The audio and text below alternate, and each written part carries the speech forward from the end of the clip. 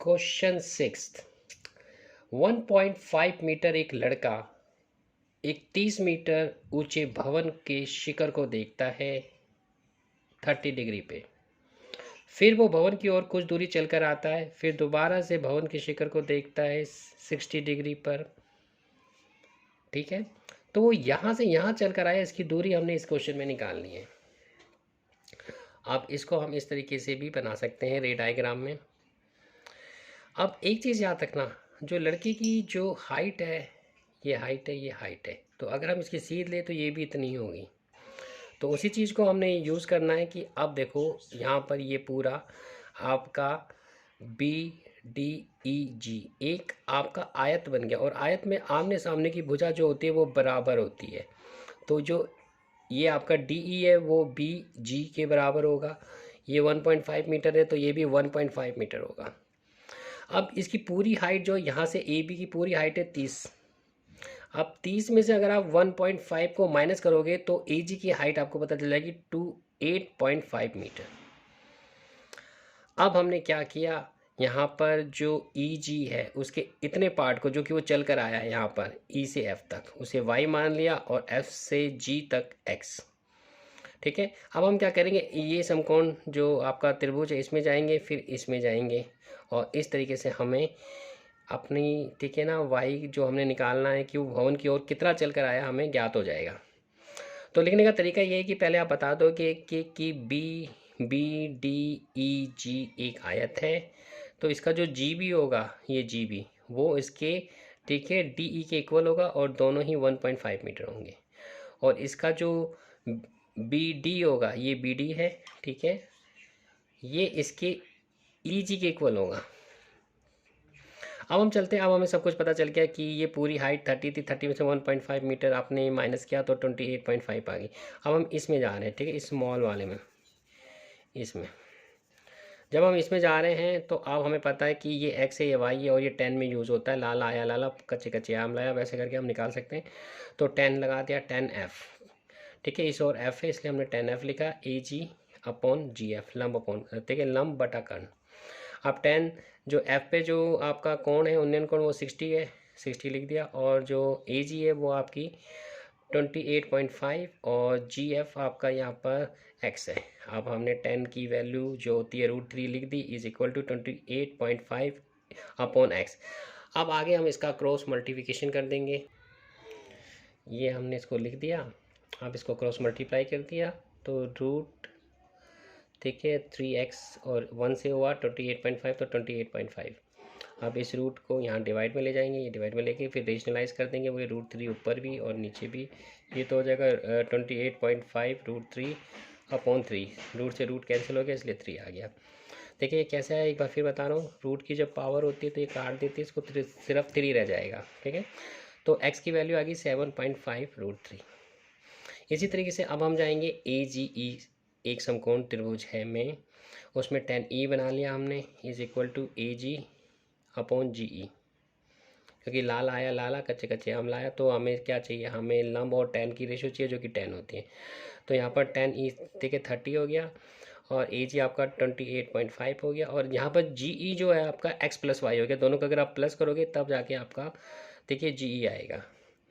अब 10, 30 की वैल्यू होती है 1 अपॉन √3, 28.5 अपॉन, अब हमें x की वैल्यू फाइंड है, ये हमने ऊपर से फाइंड कर रखी है, ये हमने वैल्यू रख दी 7.5 √3 प्लस में y। अब आपने क्रॉस मल्टीप्लाई करना है, ये पूरा 1 से होगा तो सेम आ जाएगा, इसको करोगे रूट से, √3 से, तो ये आ जाएगा 28.5 √3, ये हमने लिख दिया। अब इसको मल्टीप्लाई किया तो इसमें से जो ये थे ये लाइक टर्म्स बन जाएगी, ठीक है ना, इसको। अब इसको हमें क्या करेंगे, इस साइड ले आएंगे, ठीक है, इसके साथ। अब इसके साथ हम इसको लेकर आए तो ये प्लस में है यहाँ पर, ये हो जाएगा माइनस में, तो 7.5 √3।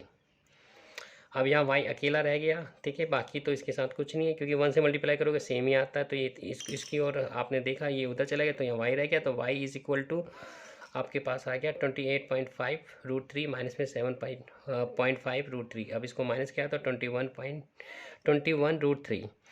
तो अतः वह लड़का चलकर भवन की ओर 21 √3 मीटर गया। अब आता है आपका क्वेश्चन नंबर 7।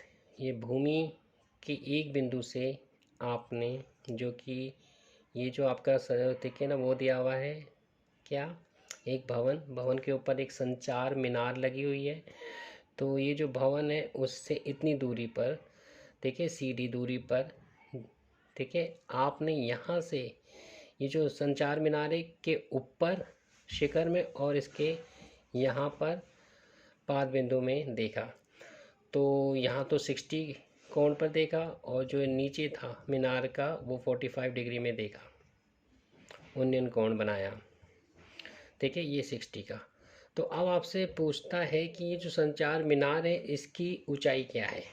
ठीक है, तो अब हमें पता चल गया, यहाँ पर हमें दो समकोण त्रिभुज दिख रहे हैं, एक तो ये हो गया आपके पास और एक ये हो गया। ठीक है, तो पहले हमने क्या किया, समकोण त्रिभुज इसको ले लिया। ठीक है, BCD। ठीक है, और यहाँ जो एंगल है वो है 45।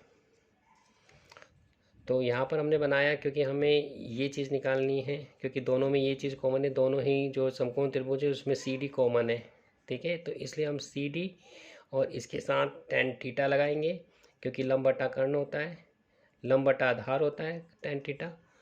और फिर जब इस ट्रायंगल में जाएंगे इसमें भी हम लंब बटा आधार लगाएंगे tan थीटा। तो पहले हम गए ठीक है BCD में, इसमें तो tan D, क्योंकि यहाँ D है, इज इक्वल टू ठीक है लंब बटा आधार, और लंब इसका हो गया आपका पास BC और आधार हो गया CD। तो अब tan D की वैल्यू होगी आपकी 45, BC आपका पास हो गया 20 और आधार हो गया CD। tan 45 की वैल्यू 1 होती है, is equal to 20 upon CD। अब क्रॉस मल्टीप्लाई किया तो CD इज इक्वल टू 20। अब इसी प्रकार से हम जाएंगे ACD में, तो इसमें भी tan लगाएंगे tan D, तो इसमें हो जाएगा देखिए लंब बटा आधार, इसका लंब है AC और आधार है CD। ठीक है, तो यहाँ tan 60 हो गया, लेकिन जो AC है वो AB प्लस में BC को जोड़कर बनी है, तो इसको हम ऐसे लिख सकते हैं। ठीक है, हमने लिख दिया। अब tan 60 की वैल्यू √3 होती है, AB आपके पास नहीं दिया इसलिए AB को सेम लिख दिया, लेकिन प्लस BC आपको दिया है, BC दिया आपको 20 लिख दिया, इस अपॉन CD की वैल्यू हमने यहाँ से निकाल रखी है। ठीक है 20। अब इसको क्रॉस मल्टीप्लाई कर देंगे आप क्रॉस मल्टीप्लाई करने के लिए आप इसके नीचे 1 लगाओ, फिर क्रॉस मल्टीप्लाई करो। तो अब हमने इसको कर देना है, ठीक है ना। तो अब हमने इसको क्रॉस मल्टीप्लाई कर दिया, तो हमारा आंसर आएगा ये। ठीक है ना, √3 is equal to AB upon 20 plus में 20 प्लस में 20। ठीक है, आप देखो ये आपका कैसे आया मैं वो बता देता हूँ। जैसे कि √3 था, आप इसको ठीक है ना AB प्लस में 20 है, तो आप इसके नीचे भी 20 लगा सकते हो, इसके नीचे भी 20 लगा सकते हो, इनको सेपरेट करना कहते हैं। तो ऐसे ना कैलकुलेशन ईजी हो जाती है। वैसे क्रॉस मल्टीप्लाई करके भी कर सकते हैं, क्योंकि आगे जो मैं क्वेश्चन कराऊंगा उसमें ऐसे ही करूँगा। ठीक है, ये आपको एक तरीका बता देता हूँ। तो यहाँ पर हमने इसको सेपरेट कर दिया, AB अपॉन 20 20 अपॉन में 20, तो इससे ये कट गया तो 1 आ गया, ये AB अपॉन में।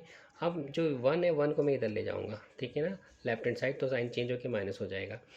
और ये आपका हो गया AB अपॉन में 20 √3, इधर आ गया तो माइनस में 1।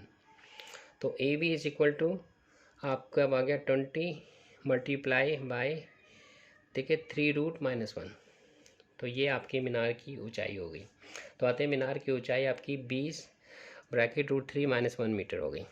ठीक है, इतना ही छोड़ दिया करो। वैसे इसे आगे लिखा जा सकता है, क्योंकि √3 की जो वैल्यू होती है वो 1.73 समथिंग ऐसे होती है। अब इसे अगर करना चाहो तो यहाँ इसकी वैल्यू प्लेस करो, तो फिर 20 आ जाएगा, 1.73 माइनस में 1, फिर 20 मल्टीप्लाई बाय 0.73। ऐसे भी लिख के आप कर सकते हो, या इतना भी छोड़ सकते हो। ठीक है, अब आता है क्वेश्चन नंबर 8। क्वेश्चन नंबर 8 में क्या हुआ, आपको ये एक पेडिस्टल दिया गया है जिसके ऊपर एक स्टैचू बना हुआ है। तो भूमि के एक बिंदु से पेडिस्टल के ऊपर आपने देखा 60 के उन्नयन कोण पर, और इसके जो स्टैचू है उसके नीचे देखा देखिए 45 के उन्नयन कोण पर। तो अब आपसे पूछता है कि जो ये मूर्ति है वो और जो पेडिस्टल है, ठीक है ना, तो पेडिस्टल की ऊंचाई क्या है। देखिए पहले पिछले क्वेश्चन जैसे ही है, क्वेश्चन नंबर 7 की तरह है, लेकिन उसमें ऊपर वाला निकालना था, नीचे वाला दिया था। अब इसमें ऊपर वाला दिया, नीचे वाला आपने निकालना है।